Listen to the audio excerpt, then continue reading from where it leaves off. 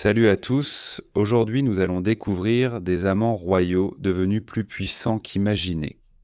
Venues de milieux divers, ces femmes ont gravi les cours royales pour obtenir richesse, influence et autorité. Leurs histoires sont faites d'ambition, de scandales et de succès extraordinaires, alors rejoignez-moi pour découvrir leur vie à travers notre premier récit. Remontons à la République des deux nations, Pologne-Lituanie. La femme qui deviendrait un jour impératrice, Catherine Ir de Russie, est née sous le nom de Helena Skrovantscha le 15 avril 1684. Quelque part à l'est de ce qui était alors la République des deux nations, un vaste royaume qui couvrait la Pologne actuelle, la Lituanie et une grande partie de la Biélorussie et de l'Ukraine. Ses parents, originaires de la région autour de Minsk, sont morts alors qu'elle était très jeune, vers 1689, lors d'une des grandes épidémies de peste bubonique en Europe de l'Est. À seulement 4 ou 5 ans, elle est devenue orpheline. Les détails de la vie de la jeune Martha par la suite restent flous, plusieurs récits rédigés des décennies plus tard, offrant des versions contradictoires des événements. Le schéma général est qu'elle a fini par vivre dans les années 90 au sein du foyer de Johann. Ernst Gluck, un prédicateur luthérien d'Allemagne qui était notable pour avoir réalisé la première grande traduction de la Bible en lettonne. À la fin du XVIIe siècle, il était actif dans la région baltique, ce qui correspond aujourd'hui à la Lettonie ici. Martha a travaillé dans la grande maison de Gluck durant son enfance et son début d'adolescence, probablement comme domestique, sa jeunesse étant reconstituée à partir de fragments. On peut se demander comment elle s'est passée de cette condition à celle de dirigeante de la Russie. Les débuts de cette ascension se trouvent dans la géopolitique tortueuse de l'Europe de l'Est et du Nord à l'époque moderne. Entre le milieu du XVIe siècle et le début du XVIIIe siècle, cette région a été secouée par une série de grandes guerres qui sont collectivement connues sous le nom de guerre du Nord. Les principaux acteurs de ces conflits étaient la République des deux nations, la Suède et la Russie. L'enjeu concernait de vastes terres frontalières entre ces nations et le contrôle de la mer Baltique.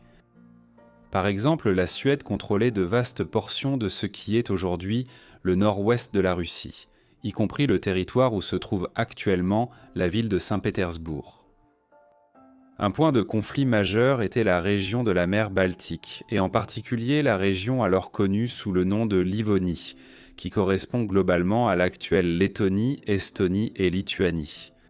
C'était l'une des principales régions de discorde lorsque la Russie et la Suède se sont affrontées lors de la Grande Guerre du Nord, et qui allait durer 21 ans. 21 ans. À 16 ans, Martha vivait en Livonie chez les Gluck. La guerre a éclaté, et elle a rapidement été ballottée dans ce monde instable, ce monde en 1000 morceaux.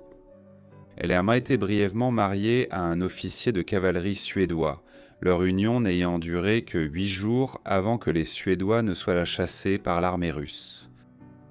Les événements qui ont suivi restent à nouveau quelque peu obscurs.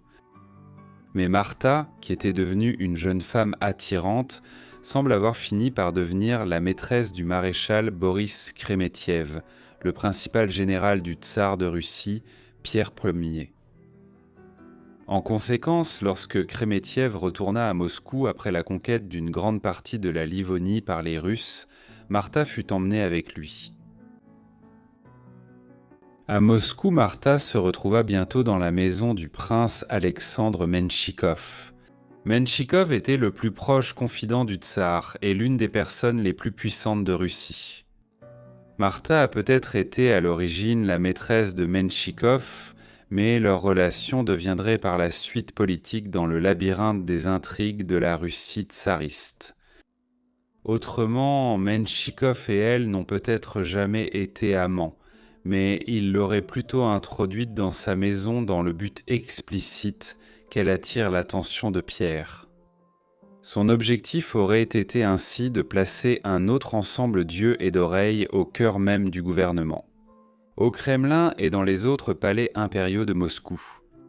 Si tel était le cas, l'effort a porté ses fruits vers 1703 ou au début de 1704. Le tsar Pierre avait pris Martha comme maîtresse. Pierre, j'étais complexe. Il monta sur le trône de Russie en 82 à seulement 10 ans. En conséquence, il n'a commencé à régner de son propre chef qu'en 96, après quoi il a entrepris une longue ambassade à travers l'Europe centrale et occidentale. Son but était de rapporter en Russie un maximum de nouvelles idées pour moderniser le pays et en faire une grande puissance continentale. Ainsi, après ses premiers succès militaires, il conquit de vastes territoires autour de la mer Baltique. Au début de la Grande Guerre du Nord, il avait prévu de bâtir une nouvelle grande capitale sur cette voie navigable. Les travaux sur cette nouvelle ville commencèrent en 1703. À peu près au moment où il rencontra Martha, il l'appela Saint-Pétersbourg et en fit la nouvelle capitale de la Russie. C'est ici que Martha allait passer la majeure partie du reste de sa vie, alors que la ville se développait rapidement selon le modèle de l'Europe occidentale.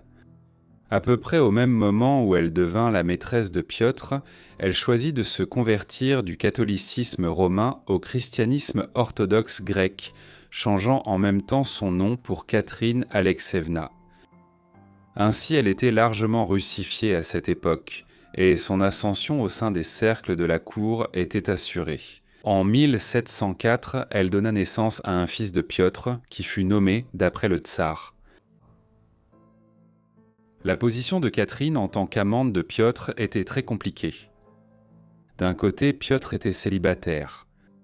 Son premier mariage avec Eudoxia Loupokina, qu'il avait épousée à la fin de son adolescence, avait été malheureux et ils avaient en divorcé plusieurs années auparavant. Ainsi, Piotr n'était pas contraint par une union préexistante d'épouser Catherine, mais elle était étrangère et issue d'un milieu social très modeste. Pour d'autres monarchies européennes comme la France, l'Espagne ou l'Angleterre, cela aurait exclu toute possibilité de mariage. En Russie, c'était différent. Par exemple, l'ancienne tsarine Eudoxia venait d'un milieu aristocratique moyen et ne faisait pas partie de la noblesse russe. Même si les origines de Catherine ne posaient pas problème, Pierre restait incertain et a donc retardé sa décision de l'épouser. Le couple s'est finalement marié en secret fin 1707, même s'il n'existe aucun document officiel de cet événement. Quelques années plus tard, ils se sont finalement mariés officiellement à la cathédrale Saint-Isaac de Saint-Pétersbourg, le 9 février 1712, moment où Catherine est enfin devenue tsarine, ou reine de Russie. Près de 10 ans après le début de leur relation, quelles que soient les complications autour du mariage, leur union était celle de deux personnes qui étaient clairement des compagnons idéaux. Leur correspondance montre l'affection qu'ils avaient l'un pour l'autre. Et elle l'a soutenu fermement dans ses projets de faire de la Russie une grande nation européenne. Le 12 février, lorsqu'ils se sont enfin mariés officiellement, il a créé un ordre chevaleresque, l'ordre de Sainte-Catherine, en son honneur. Leur union a aussi causé beaucoup de chagrin. Catherine a eu 12 enfants avec Pierre entre 1704 et 1724. Mais seuls 2 d'entre eux, une fille, Anna, née en 1708, et une seconde fille, Élisabeth, née l'année suivante, ont survécu jusqu'à l'âge adulte.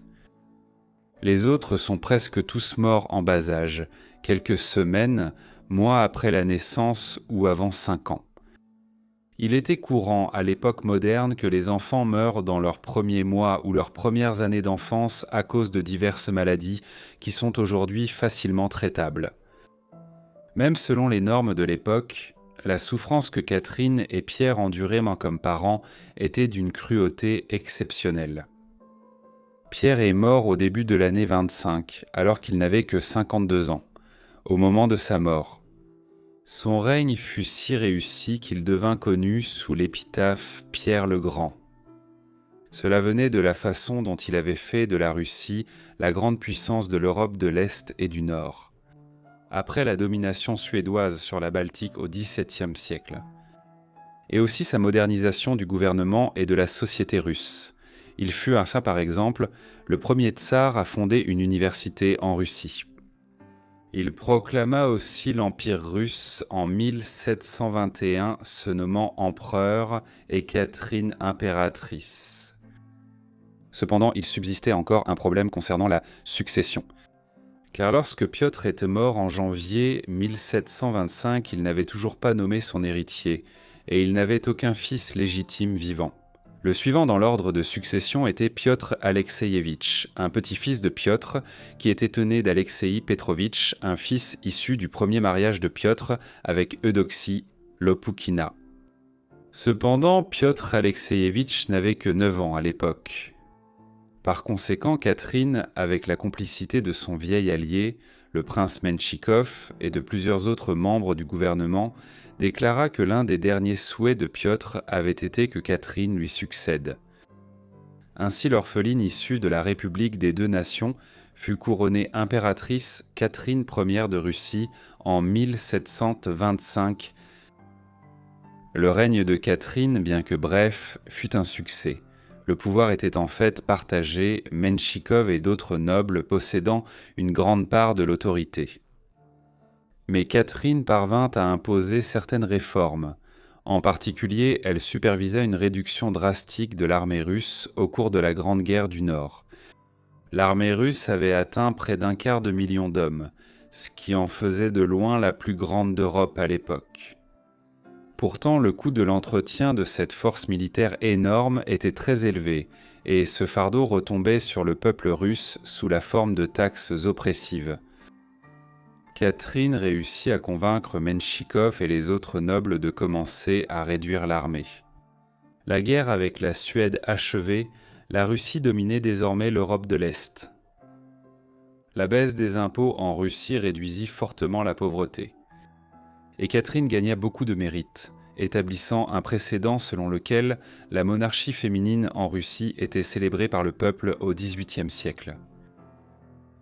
Catherine entreprit également des recherches dans la région de la mer Baltique et dans la République des deux nations pour retrouver ses 4 frères et sœurs dont elle avait été séparée dans sa jeunesse. Comme leurs parents étaient décédés, elle y parvint avec succès et, après avoir retrouvé sa famille, elle fit établir ses 4 frères et sœurs comme nobles russes. Le règne de Catherine fut bref mais couronné de succès. Début 27, on lui a diagnostiqué un abcès pulmonaire. Mais la véritable maladie était très probablement la tuberculose, une maladie qui n'a été pleinement identifiée et étudiée qu'au cours des années 1820. Contrairement à Piotr, elle avait pris des dispositions pour la succession et avait nommé Piotr Alexeyevitch comme son successeur. Il succéda donc à Catherine sous le nom de Piotr II lorsqu'elle mourut le 17 mai 1727, à l'âge de 43 ans. Le règne de Catherine ouvrit une période remarquable de domination féminine en Russie, ce qui en fait l'un des rares États du monde prémoderne à avoir été largement gouverné par plusieurs femmes. Pendant la majeure partie d'un siècle, Piotr II mourut prématurément en 1730 et fut remplacé par Anna Irey. Piotr, la nièce du Grand. Elle régna jusqu'en 1740 avant qu'une courte parenthèse n'amène sa fille, Piotr Élisabeth, sur le trône comme Élisabeth Ière. À sa mort en 1762, Piotr III lui succéda. Mais son règne fut également de courte durée car il fut déposé par sa propre épouse après 6 mois. Cette femme, également nommée Catherine, régna ensuite sur la Russie pendant 34 ans et étendit l'Empire pour en faire l'une des principales puissances d'Europe. Avec un rôle non seulement dans la mer Baltique et en Europe de l'Est, mais aussi dans les Balkans et la mer Noire au sud. Par conséquent, Catherine II devint connue sous le nom de Catherine la Grande. Ainsi, le règne de Catherine Ire ouvrit une période durant laquelle la Russie fut dominée par une succession de femmes au pouvoir jusqu'à la fin du XVe-IIe siècle. Ensuite, nous remontons encore plus loin dans le temps, jusqu'au début du XVIe siècle. La femme qui allait un jour devenir la reine de l'Empire ottoman est née vers l'an 1500 ou 1501 dans la ville de Raouitine, dans la région connue sous le nom de Ruthénie. Aujourd'hui, cela fait partie de l'ouest de l'Ukraine, mais au XVIe siècle, la Ruthénie était une province du royaume de Pologne. Nous ne connaissons pas son nom de naissance, bien qu'un expert de la vie de Hurem ait supposé qu'il s'agissait soit d'Anastasia Lisolska, soit d'Alexandra Lisolska. La future reine était née pendant que l'Europe du Sud subissait la pression croissante de l'Empire ottoman. Cette nation de musulmans turcs était apparue au XIVe siècle en Anatolie, une région correspondant à la Turquie actuelle. Au cours du XVe siècle, leur empire connut une expansion rapide, conquérant une grande partie des Balkans et des régions du Levant. L'ambition et la puissance de l'empire furent symbolisées en 53, lorsque Constantinople, le nom médiéval de la ville d'Istanbul, fut conquise à ses dirigeants byzantins, mettant fin à l'Empire romain d'Orient. Après près de 1200 ans depuis sa fondation par l'empereur Dioclétien à la fin du IIIe siècle. D'autres guerres dans les années suivantes ont permis de conquérir les Balkans, ainsi que les régions correspondant à la Roumanie et à la Moldavie actuelle. Dans les années 1970, les Ottomans ont aussi instauré un protectorat sur la Crimée, au nord de la mer Noire. Les ports de cette région devinrent un centre de commerce d'esclaves pour les captifs de Pologne, d'Ukraine et de Russie, ramenés à Istanbul. Le nom qui avait été donné à Constantinople après sa conquête par les Ottomans. Il semble très probable que la future reine de l'Empire se soit retrouvée en route vers Istanbul à la suite du commerce d'esclaves dans la région de Crimée. Elle a probablement été capturée lors d'une razzia d'esclaves en 16 et emmenée dans ce qui était alors connu sous le nom de Kaffa en Crimée, mais qui correspond aujourd'hui au port moderne de Théodosie. De là, elle fut ensuite envoyée à Istanbul, où la capitale ottomane avait été transférée. Elle fut alors placée dans le harem impérial ottoman, vaste maisonnée du palais impérial. Comprenant les épouses du sultan en place, d'autres parentes féminines, les servantes et les concubines du sultan. Elle était très probablement ici vers 1717 ou 1718, et c'est à cette époque qu'elle a acquis le nom sous lequel elle est le plus connue. Car il s'agissait de Hurem, un mot persan signifiant joyeuse ou rieuse. Son autre nom, Roxelana, lui a été attribué bien plus tard dans sa vie par des observateurs et des commentateurs de la reine. Cela veut dire la jeune fille de Ruthénie. L'ascension de Hurem dans la capitale ottomane a commencé en 1520 lorsqu'elles sont devenues la concubine de Soliman, le fils du sultan régnant Sélim Ier. Juste avant la mort du sultan, le 30 septembre 1520, Soliman devint sultan de l'Empire ottoman à 25 ans. Son long règne de 45 ans vit une grande expansion de l'Empire et le début de l'âge d'or de la culture ottomane. Et il est donc connu de la postérité sous le nom de Soliman. La belle Hurem s'était vite hissée à une place importante parmi les concubines de Soliman. En 1522, elle donna naissance à son premier enfant avec le sultan, un garçon nommé Mehmet. 3 autres filles et une fille naquirent au cours des 4 années suivantes, puis un 5e et dernier fils en 1531. Ainsi, l'une des principales choses qui liaient Soliman à Hurem dès le début de leur relation était la naissance de plusieurs enfants. La naissance de tant d'enfants montrait clairement l'ascension de Hurem à un statut supérieur à celui d'une simple concubine. Les concubines ottomanes n'avaient généralement qu'un fils avec le sultan. Bien que Hurem ait gagné l'affection de Soliman, ils restèrent non mariés durant des années. Cela était presque certainement dû à des réserves quant à la façon dont une telle union serait perçue dans l'ensemble de l'Empire et par ses principaux groupes de pouvoir, y compris la noblesse ottomane. Après tout, Hurem était une Européenne. Plus inquiétant, elle était chrétienne orthodoxe orientale, pas musulmane. Mais malgré toutes les réserves qu'il pouvait avoir à l'idée de l'épouser, Soliman décida finalement de prendre Hurem pour épouse. Cela était aussi en partie dû à la mort, en 1534, de Hafsa Sultan, la mère de Soliman, qui portait le titre de sultane-mère jusqu'à sa mort. Soliman ne pouvait accorder ce statut à une concubine tant que sa mère vivait. Après la mort de Hafsa, Soliman épousa Hurem en 1536, faisant d'elle Hurem Sultan, ancienne esclave de Ruthénie. Cette union fit grand bruit et fut largement rapportée dans toute l'Europe. Par exemple, un représentant de la Banque de Gênes, travaillant à Istanbul à l'époque, en fit rapport à ses supérieurs dans l'État italien. Cette semaine, il s'est produit dans la ville un événement des plus extraordinaires, absolument sans précédent dans l'histoire des sultans. Le grand seigneur Soliman a pris pour épouse une esclave originaire de Russie. On parle beaucoup de ce mariage et nul ne peut dire ce qu'il signifie. Ce mariage reposait sur une réelle affection. Une importante correspondance entre le sultan et son épouse montre clairement leur amour mutuel. Elle lui écrivait pendant sa campagne militaire dans les Balkans et au Levant. Leur lien se manifeste également dans l'abandon de nombreuses règles et traditions qui dictaient en comment un sultan ottoman et sa consort devaient se comporter l'un envers l'autre. Par exemple, alors que la consort était traditionnellement censée ne rester au palais que pendant que les enfants qu'elle avait eus avec le sultan grandissaient. Hürrem passa la fin de sa vie au palais de Topkapi, résidence principale des sultans ottomans au XVIe siècle. En raison de l'affection entre Soliman et Hürrem, la reine de Ruthénie s'est également vue accorder un rôle important dans le gouvernement de l'Empire. Un développement totalement inédit.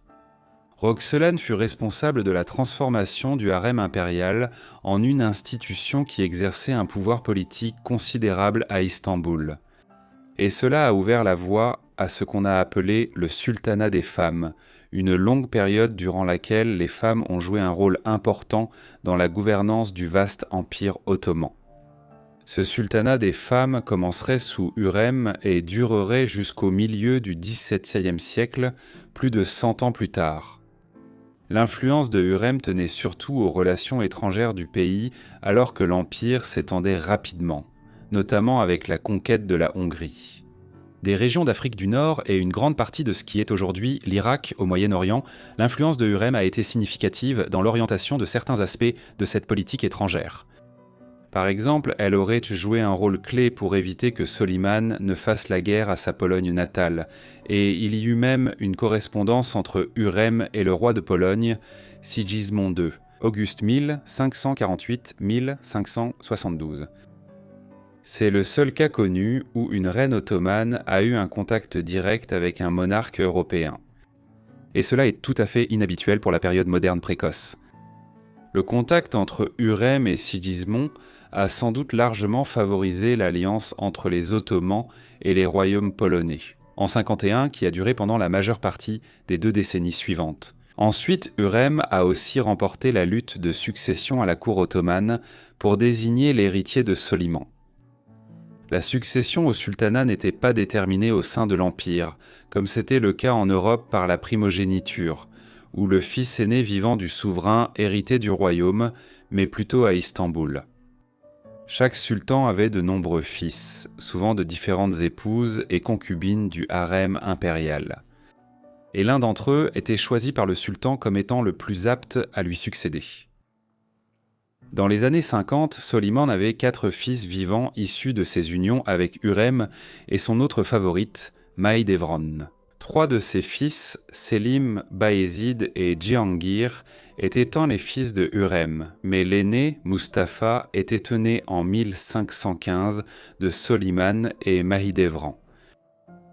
Longtemps, Mustapha fut vu comme l'héritier présomptif de Soliman, notamment en raison de sa popularité au sein de l'armée ottomane et du fait qu'il avait occupé plusieurs postes militaires et de gouverneur importants dans les provinces de l'Empire. Dans les années 30 et 40, bien sûr, dans les années 50, tout cela a changé pendant une guerre avec l'Empire perse basé dans l'actuel Iran. En 1552, Mustapha fut accusé de vouloir évincer son père du sultanat.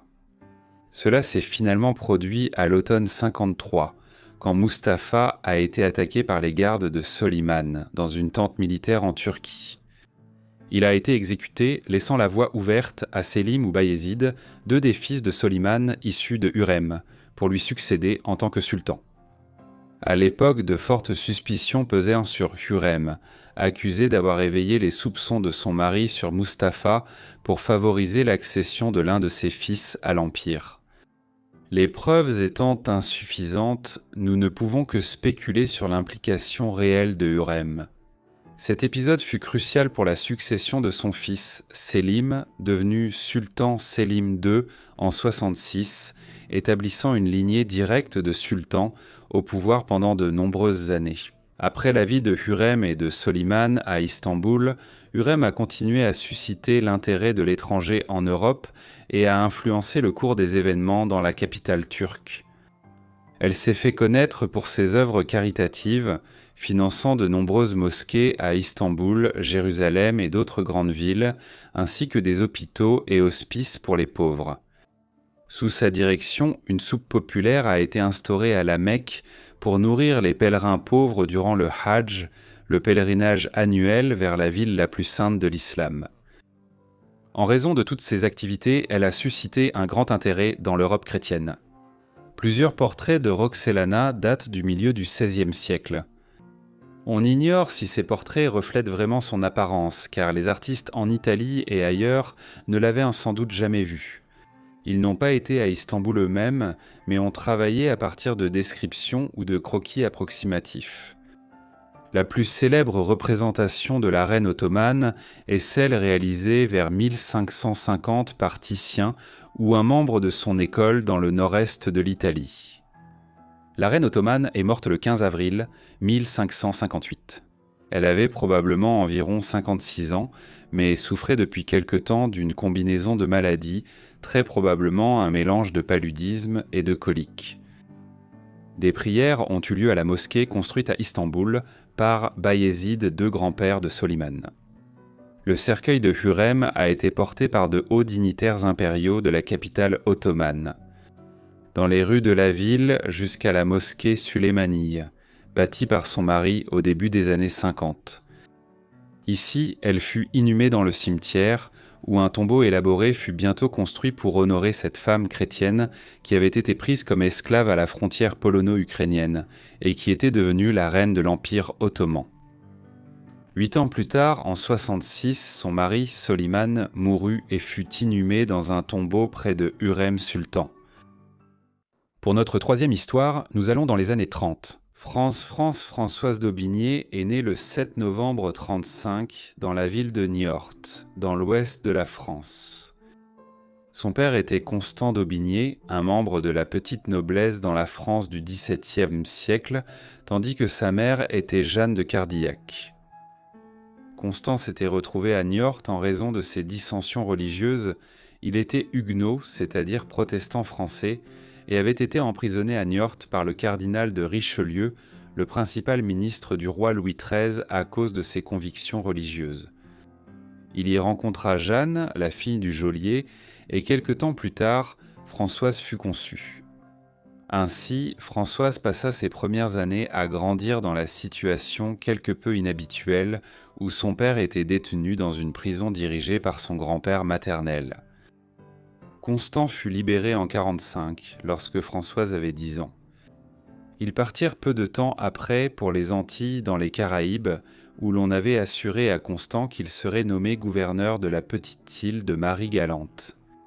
Mais à leur arrivée, ils découvrirent que c'était une fausse information.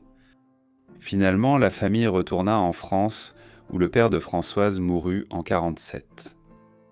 Par la suite, Françoise fut élevée de manière stricte catholique, jusqu'à ce que sa mère, curieusement une fervente catholique contrairement à son père, décède également en 1951. Françoise fut ensuite confiée à Madame de Noyant, dont la fille était la marraine de Françoise. Madame de Noyant voulait vite se défaire de sa pupille, alors elle l'envoya rapidement chez Paul Scarron, célèbre poète et auteur français infirme de l'époque. Françoise l'épousa quelques mois plus tard, malgré une différence d'âge de 25 ans. Affirmant qu'elle préférait épouser Scarron plutôt que d'entrer au couvent en tant qu'épouse de Scarron, elle présida son salon littéraire. Les années suivantes, le mariage resta peu conventionnel, certains supposant même qu'il ne fut jamais consommé. Malgré tout, une loyauté les unissait. Et Françoise resta l'infirmière de Paul alors que sa santé déclinait avant sa mort. En 69 ans après leur mariage, donc en 60, Françoise se retrouva veuve alors qu'elle venait tout juste d'avoir 25 ans. Sans enfant et séduisante, elle fut d'abord tentée de devenir courtisane. Cependant, d'autres options s'offraient à elle. En tant qu'hôtesse du salon littéraire de Scarron, elle avait côtoyé certaines des personnalités les plus en vue de la société française du milieu du XVIIe siècle. Ces relations s'étendaient jusqu'à la cour où Anne d'Autriche, la mère du roi Louis XIV, avait accepté de lui accorder une pension annuelle de 2000 livres. Une somme d'argent très considérable pour l'époque et sur laquelle Françoise pouvait vivre dans un confort raisonnable, même sans se remarier. Ainsi, elle consacra une grande partie des années 60 à son travail dans la société littéraire parisienne et française. Les choses changèrent cependant en 66. La reine-mère est morte cette année-là et le roi, avec qui Françoise n'avait aucune relation à ce moment-là, a suspendu le paiement en raison de difficultés financières. Françoise accepta peu après une offre de Françoise Athénaïs de Rochechouart, la marquise de Montespan, l'une des maîtresses du roi, pour venir à la cour. Là-bas, elle acquit rapidement une position. Bien que Louis XIV ait épousé Marie-Thérèse, il eut de nombreuses maîtresses et 7 enfants illégitimes avec Montespan. L'un d'eux est né en 69. La marquise confia l'enfant à Françoise à Paris, lui accorda un salaire et quelques domestiques pour cette mission. La situation a duré des années. Louis XIV, en remerciement à Françoise d'avoir élevé son enfant illégitime, lui donna 200 000 livres, ce qui lui permit d'acheter un domaine à Maintenon. Il lui attribua plus tard le titre de marquise de Maintenon en reconnaissance de sa grande propriété et de ses services à la couronne. Le moment où la relation entre Françoise et le roi a dépassé celle de souverain à servante reste incertain. Louis XIV fut le monarque le plus puissant d'Europe au XVIIe siècle. Il est devenu roi de France à 4 ans, succédant à son père Louis XIII. En 1943, par conséquent, il n'a commencé à régner sur la France en son propre nom qu'en 61.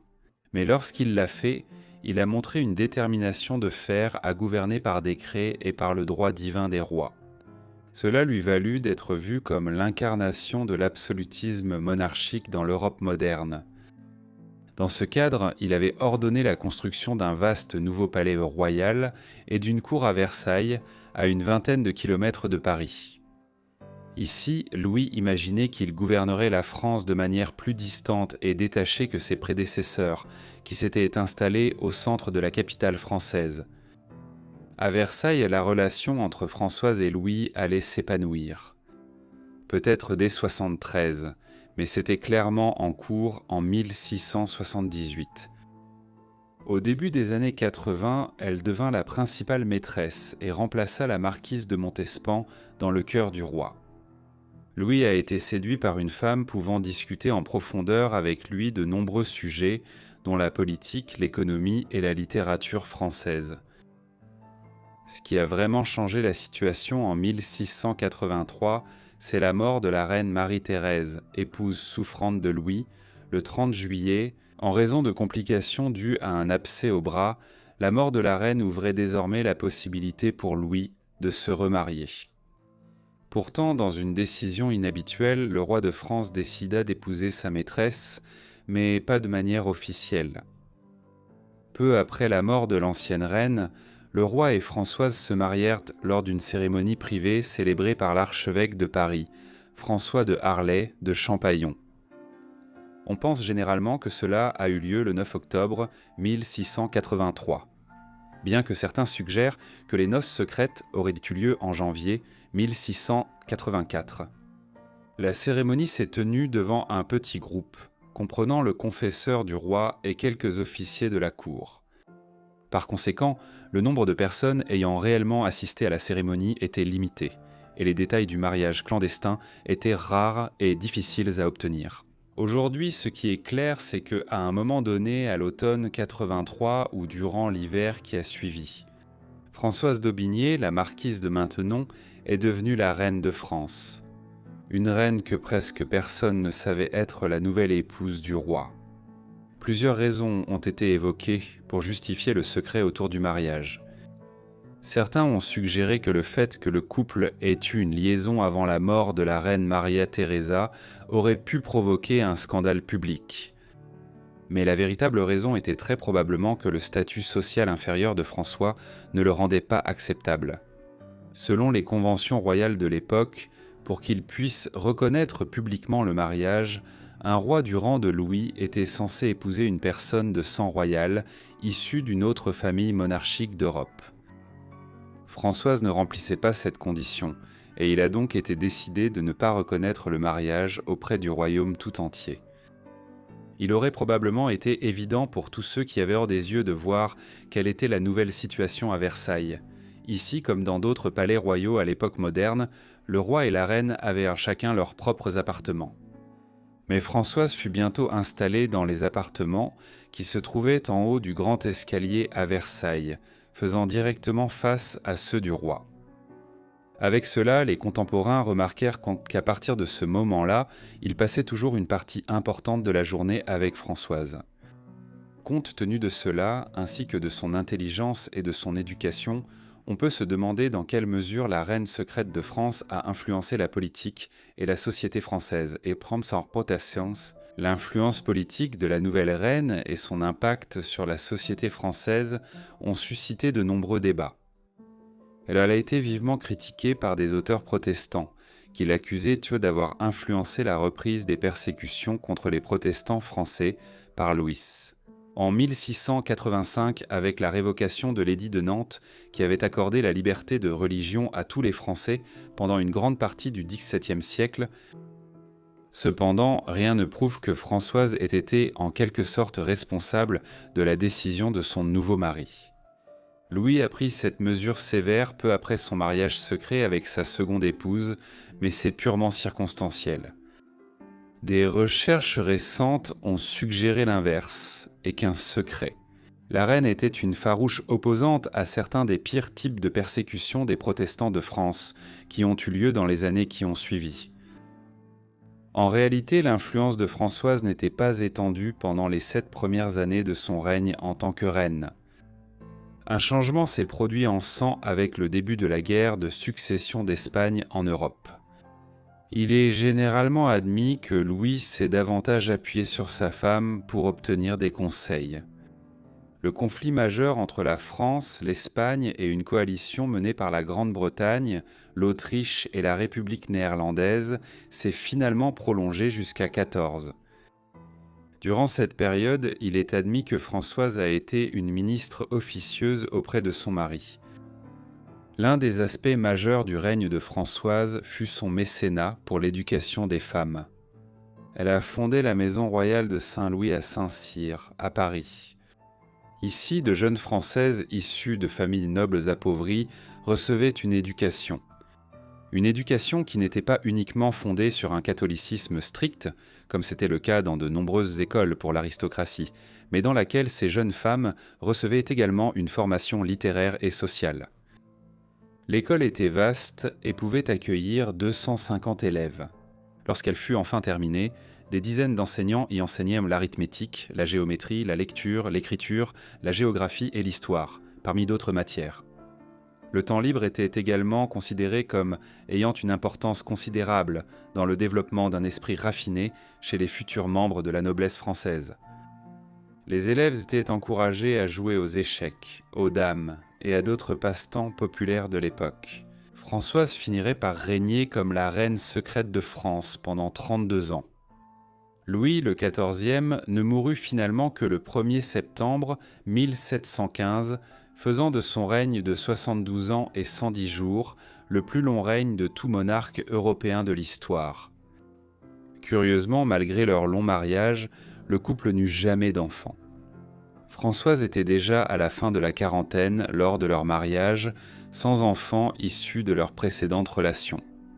Après la mort de son mari dans les années 70, son arrière-petit-fils le remplaça, car le roi Soleil avait survécu à ses héritiers directs.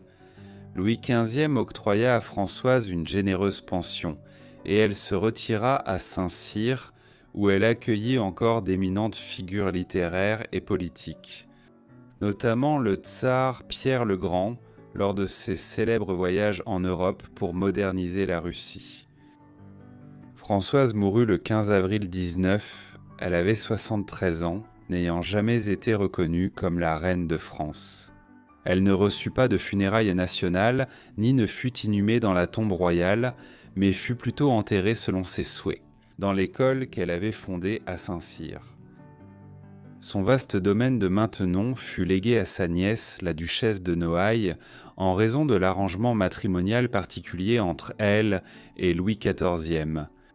Elle a été remarquée par plusieurs écrivains et est apparue dans des œuvres d'Alexandre Dumas, F. Scott Fitzgerald et Arthur Conan Doyle. Nous restons en France pour notre dernier récit, mais avançons au début du XVIIIe siècle. Jeanne-Antoinette Poisson est née le 29 décembre 1721 à Paris.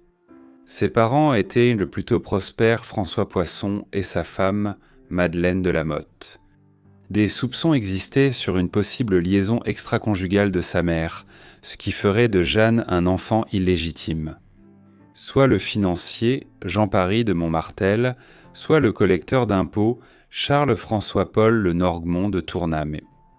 En fait, le Normand de Tournam deviendra son tuteur légal après que François Poisson ait fui la ville en 1725 à cause de dettes impayées, des dettes. Enfant, Jeanne était réputée maladive. À l'âge de 9 ans, elle a été renvoyée chez elle d'un couvent des Ursulines à Poissy, où elle recevait une éducation de grande qualité depuis l'âge de 5 ans. Parce qu'elle était tombée malade, probablement de la coqueluche. Après son retour, le Normand de Tournam lui a offert une éducation privée à domicile, engageant les meilleurs précepteurs possibles. Pourtant, elle n'a jamais été une élève exceptionnelle dans les matières académiques traditionnelles, mais elle s'est épanouie sous l'instruction, dans les arts. Elle a suivi des cours de danse, dessin, peinture, théâtre et autres. Elle mémorisait des pièces entières et était une grande mécène des arts dès l'enfance. Après être rentrée du couvent des Ursulines, la mère de Jeanne l'a emmenée rencontrer une voyante. Là, on lui a dit qu'un jour elle régnerait sur le cœur d'un roi. La mère de Jeanne s'est accrochée à cette prédiction, affirmant que sa fille accomplirait ce destin. Elle a commencé à appeler sa fille Rainette, ce qui signifie « petite reine ». Jeanne a eu une enfance heureuse, qui s'est finalement terminée par son mariage avec Charles-François, le neveu de Paul le Normand de Tournam, Charles-Guillaume le Normand d'Étiole, à l'âge de 19 ans. Le Normand de Tournam, qui était encore le tuteur de Jeanne, fut la personne qui initia la relation entre Jeanne et son neveu, parce qu'il devait en retirer un gain financier assez important grâce à ce mariage. Après le mariage, en 40, le Normand de Tournam fit de son neveu son unique héritier, ce qui attribua son domaine à Étiole au jeune marié. La propriété était située à la lisière des terrains de chasse royaux, ce qui allait s'avérer important pour les projets futurs de Jeanne. Le mariage était relativement heureux car les deux apprécièrent la compagnie l'un de l'autre, ce qui n'était pas toujours le cas des mariages à cette époque. Charles tombe finalement amoureux de Jeanne. On ne sait pas si l'on peut en dire autant de Jeanne, mais elle tenait à lui. Elle promit de lui rester fidèle et de rester avec lui, à moins que l'autre homme en question ne soit le roi. Mais elle ne lui a pas dit cela. Pendant sa vie de femme mariée, Jeanne a pu fréquenter des salons populaires qui étaient des lieux où hommes et femmes pouvaient se réunir pour des discussions intellectuelles. À Paris, c'est là qu'elle allait rencontrer des personnalités comme Voltaire, Helvétius et Montesquieu. Elle était bien entourée et apprenait beaucoup des personnes rencontrées. Avec le temps et à mesure que Jeanne elle-même gagnait en popularité, elle créa son propre salon à Étiole qui devint par la suite incroyablement prospère. Elle devint une experte en conversation, perfectionnant son esprit vif qui la rendit célèbre. Le mariage de Jeanne donna lieu à 2 enfants, un fils qui mourut en bas âge et une fille, Alexandrine Lenormand d'Étiole, qui naquit en 44. Alexandrine était chérie tendrement par ses parents et son grand-père, François Poisson. Malheureusement, elle mourut finalement à l'âge de 9 ans, d'une péritonite aiguë, qui provoqua une inflammation de la paroi interne de l'abdomen et de l'enveloppe des organes abdominaux. Malgré son mariage, Jeanne était certaine que les paroles de la voyante se réaliseraient. Un jour, elle voulut rencontrer le roi de France, Louis XV. Parce que la propriété qu'elle partageait avec son mari se trouvait à l'extrémité des terrains de chasse royaux, elle pouvait observer le roi et ses hommes lorsqu'ils étaient à la chasse. Un jour, elle décida délibérément de s'installer au milieu des terrains, bien qu'elle n'en ait pas le droit. Elle portait une robe bleue en étant assise dans un carrosse rose, et lors de l'occasion suivante, elle revint vêtue d'une robe rose, assise dans un carrosse bleu. Comme elle l'avait prévu, elle attira l'attention du roi, il fut extrêmement intrigué et lui envoya un cadeau de venaison pour exprimer ses sentiments. Cependant, comme le rôle de maîtresse en titre était déjà occupé par une femme nommée Madame de Châteauroux, ce geste ne pouvait rien donner de concret. Ce n'est qu'en décembre 44, lorsque Madame de Châteauroux mourut, que des opportunités commencèrent à se présenter pour Jeanne. Moins d'un mois après la mort de l'ancienne maîtresse, Jeanne reçut une invitation officielle à un bal masqué organisé au palais de Versailles. Ce bal allait marquer un tournant dans la vie de Jeanne. Le roi déclara publiquement son amour pour elle. Au bal, le roi était en If, Jeanne en Diane la chasseresse. Les costumes évoquèrent leur rencontre sur le terrain de chasse où le roi l'avait vue pour la première fois. Pour éloigner Charles et en compensation d'avoir pris sa femme, Louis XV lui proposa le poste d'ambassadeur en Turquie, mais il refusa. Charles, le cœur brisé, ne pardonna jamais la trahison de sa femme. Il se consola avec des liaisons avec d'autres femmes à Paris, eut plusieurs enfants et se remaria plus tard. En mars 45, Jeanne s'était officiellement séparée de son mari et avait assuré sa place à la cour en tant que maîtresse du roi. Elle reçut des appartements royaux et le marquisat de Pompadour, ce qui fit d'elle une marquise à présenter à la cour. Il fallait un titre, et celui de Jeanne devint Madame de Pompadour. Le 14 septembre de la même année, elle fut présentée à la cour, escortée par la cousine du roi. À la cour, Jeanne voulait sécuriser sa position. Pour cela, elle maîtrisa l'étiquette de la cour et se lia d'amitié avec ceux qui occupèrent des positions supérieures à la sienne, en particulier la reine. Jeanne fit bien comprendre à la reine, Marie Lexkinka, qu'elle respectait énormément son rôle de reine, ce qui n'était pas toujours le cas des autres maîtresses royales. Elle ne voulait ni la remplacer ni dépasser ses limites, et tenait à ce que Marie en soit sûre. La reine semblait à la fois accepter et apprécier le geste de Jeanne, acceptant officiellement la nouvelle maîtresse. Le rôle de maîtresse en chef du roi allait bien au-delà du sexe. Madame de Pompadour devint duchesse, puis la 13e dame d'honneur de la reine, le plus haut rang pour une femme à la cour. Elle agissait comme un premier ministre, n'est-ce pas ? Elle était responsable des nominations, des faveurs et des révocations. Elle a aussi influencé la politique intérieure et étrangère. Son influence était si grande qu'elle fut approchée par Wenceslas Antoine, prince de Kaunitz-Ritzburg, un diplomate autrichien de premier plan en 1755 qui lui demanda d'intervenir dans les négociations ayant conduit au traité de Versailles, lequel promettait une aide mutuelle entre la France et l'Autriche si l'une ou l'autre était attaquée par la Grande-Bretagne ou la Prusse. Son rôle de maîtresse en titre a vu la fin de la guerre de 7 ans, qui s'est finalement soldée par la perte des colonies nord-américaines de la France et une quasi-faillite du pays. Madame de Pompadour aurait soutenu le roi après cette perte, l'aidant à traverser cette période difficile. Madame de Pompadour a soutenu de nombreuses personnalités et politiques. Cela échouerait, ajoutant encore de la négativité à la France déjà affectée par sa défaite à la guerre. Ce soutien ainsi que la manière dont le roi écoutait souvent ses idées ont conduit de nombreux membres importants de la cour à ne pas l'apprécier. Leur désaccord avec ses convictions politiques, ainsi que l'agacement provoqué par l'amour du roi pour une roturière, n'ont fait qu'aggraver sa réputation aux yeux de beaucoup. Bien que les politiques qu'elle soutenait se soient avérées désastreuses pour le pays après la guerre.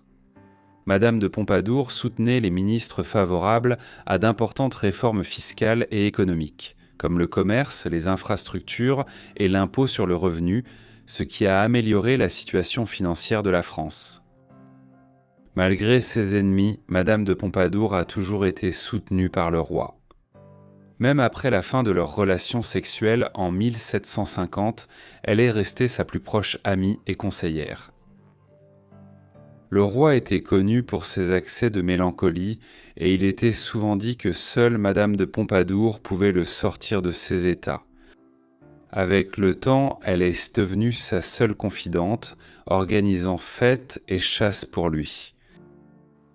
Le soutien de Madame de Pompadour aux arts et aux idées de l'époque des Lumières peut être considéré comme son domaine d'influence le plus important.